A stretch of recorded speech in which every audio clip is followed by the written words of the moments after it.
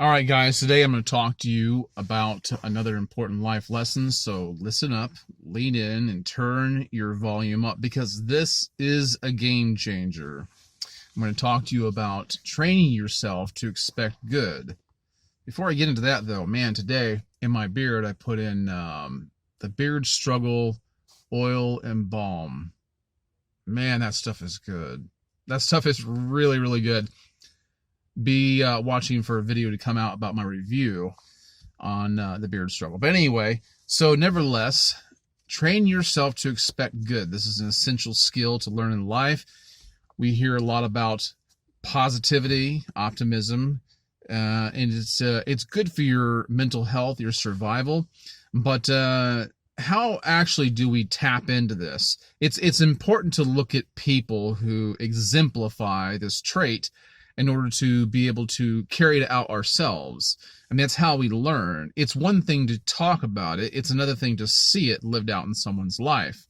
So today I'm going to use Pete Carroll and his principles as a model for what we're talking about here. Now, if you follow football, you know exactly who I'm talking about. Pete Carroll is the head coach of the Seattle Seahawks. If you're someone who doesn't necessarily follow football, let me give a visual description of him. He is a 68-year-old man with silver hair. He is slim of build, but he's got an enthusiasm and an excitement that is admirable. It makes you sit up and pay attention to him because he stands out among other people, let alone other football coaches. He's known to be a very good coach of a very winning team. His team loves him a lot. And I want to harken back to Monday Night Football. Now, I believe Monday Night Football was November 11th, and this is the year 2019, in case you're watching this video at a much later date. And so I'm making this video a couple days out from that.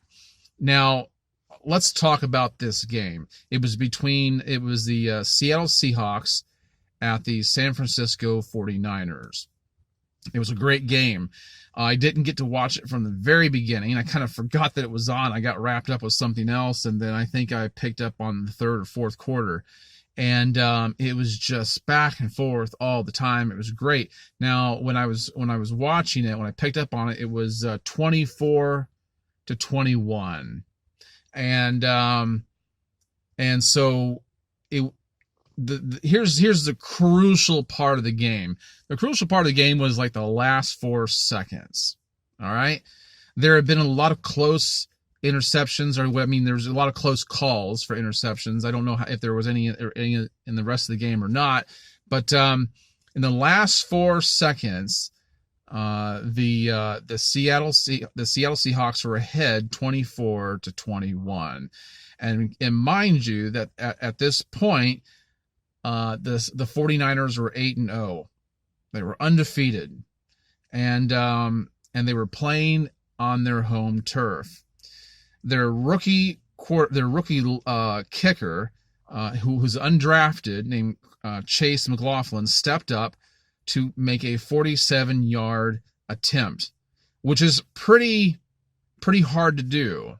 All right. When you start getting out to that distance, it becomes increasingly harder, and you don't see it, that often. Usually it's a lot closer.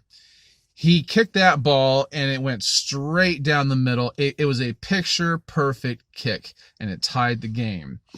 And Pete Carroll of the Seattle Seahawks appeared to be just as excited about it as the 49ers were and their fans. It was kind of incredible to watch because I was looking at it and going, that's really odd. Usually you see it's visible perspiration, anxiety, and he wasn't that way at all. When I see men, women, anybody under great amounts of stress or duress handling it coolly, I sit up and pay attention. But not only did Pete Carroll handle it coolly, he handled it enthusiastically. He didn't appear anxious about it at all. And that really piqued my interest. So I looked him up, and I read a few things about him because I thought this man is used to handling stress this way. This is a very impactful game. It was a division game, and yet he handled it with great enthusiasm when it was tied up and they could possibly lose the game. And so what they went into overtime, which then they're given 10 minutes. Both sides are given a chance at the ball in a 10-minute frame.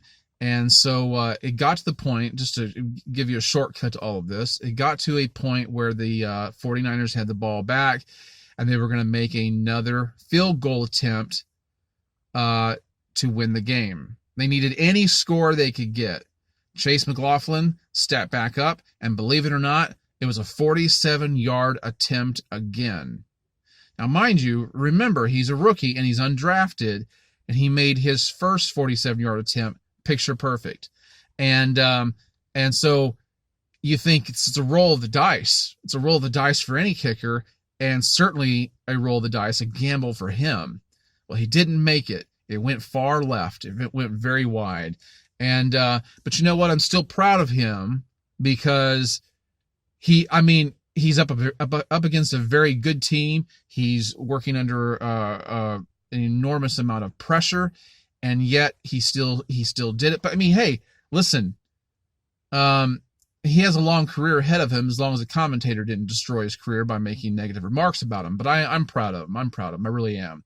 Now, going back to Pete Carroll, they won the game. The Seahawks walked away with a victory of but they actually got another field goal attempt themselves and did win the game 27-24. Didn't want to forget that part. It's very important.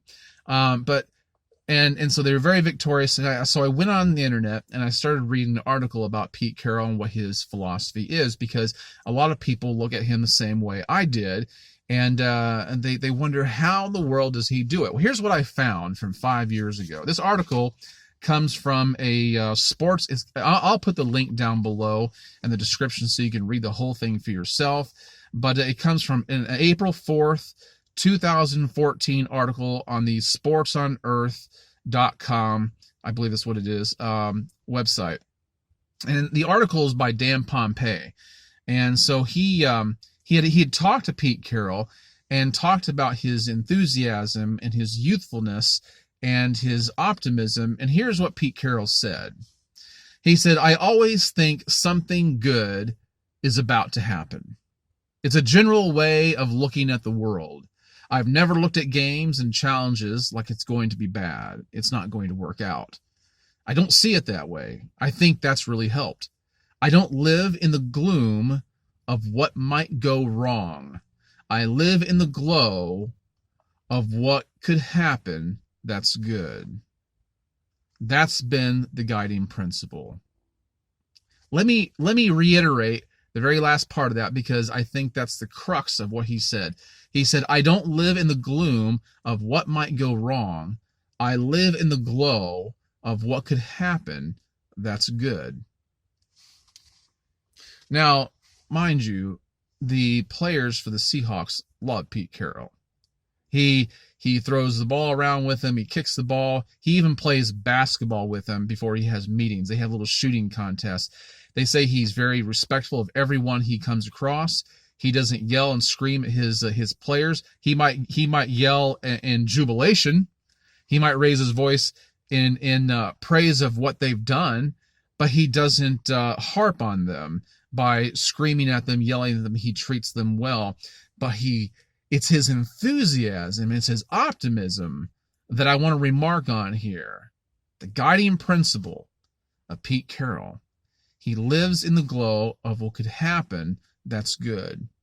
Here's my challenge to you today, and it is to take 24 hours and change your outlook. Now, you might consider yourself an optimistic person already, but I'd say a vast number of people have a negative mindset, or at least feel negative at different parts of the day.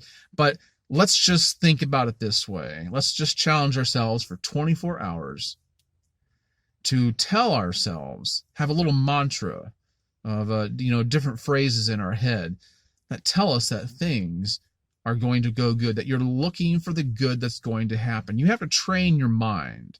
You see, it's very believable. It's absolutely plausible that each and every one of you watching this do say positive things to yourself, either about yourself or about the circumstances you're dealing with, but you haven't said it enough to inscribe it on the mind. You understand that? You have to indelibly print it upon your mind to where it becomes a reflex, that you believe that something good is right around the corner and you're about to partake of it. You have to understand that things don't always come to fruition immediately. It's an up and down process. But if Pete Carroll had seen the tie-up at 24-24, and threw his hands up in the air and said, "See, I knew this was going to happen," or "The game is done now. We're probably not going to win. The pressure's too great." If he had done that, he probably would have never gone to victory. At least, even if he had won, it would have caught him off guard. And good things happening to you and positive things turning out in your life should not catch you by surprise. It should be something that you expect. And you have to be willing to open your mind to that. You have to be willing to open your mind to that, because here's why. Here's why. When you have an optimistic mindset, when you tell yourself these things, it does several things. It makes you playful because you're in a positive frame of mind. You're in a better mood because because you believe that things will turn out for good. The other thing it does for you is it builds your confidence, not only in yourself, but in life in general. It changes your perspective. It builds your confidence and it makes you playful.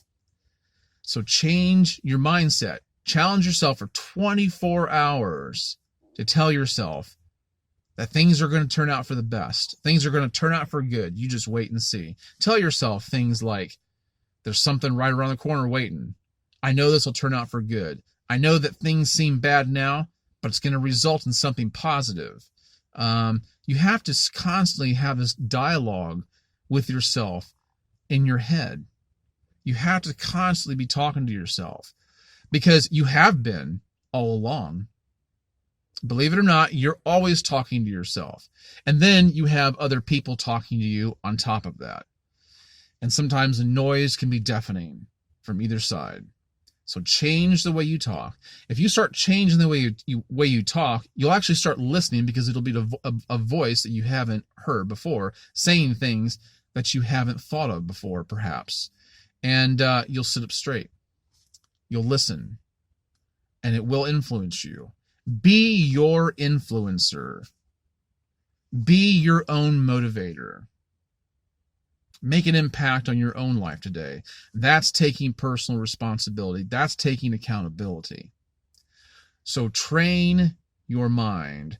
Train yourself to expect good. Be like Pete Carroll.